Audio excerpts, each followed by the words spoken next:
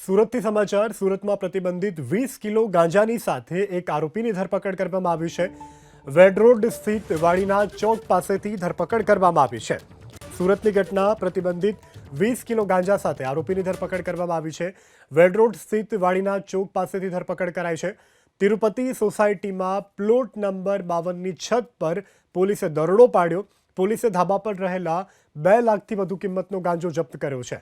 આરોપી રોહિત પ્રધાનની ચોક બજાર પોલીસે ધરપકડ કરી છે।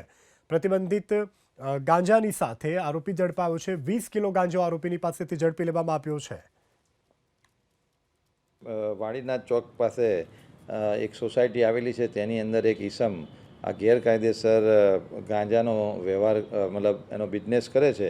આ બાતમીના આધારે ચોક બજારની ટીમે ત્યાં રેડ કરતાં કુલ 20.095 કિલોગ્રામ ગાંજાનો જથ્થો પકડી પાડેલ છે, એની સાથે એક વજન કાંટો અને એનો એક મોબાઈલ એમ કરીને કુલ 2,06,450 રૂપિયાનો મુદ્દામાલ પોલીસે જપ્ત કર્યો છે।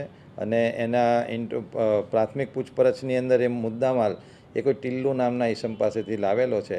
તો ટિલ્લુ માટેની પોલીસ હવે પ્રયત્ન કરી રહી છે। જે આરોપી છે એનું નામ છે રોહિત ઉત્તમ પ્રધાન, જે 35 વર્ષની ઉંમરનો છે અને એ વાડીના ચોક પાસે આવેલી એક સોસાયટીમાં રહે છે અને એ મૂળ ગંજામ ઓરિસ્સાનો એ વતની છે। અને એના જે ઇન્ટ્રોગેશનમાં જે માલ ક્યાંથી લાવ્યો છે એમાં જે ટિલ્લુ નામનો માણસ છે એને શોધવાના પોલીસ પ્રયત્ન કરી રહી છે।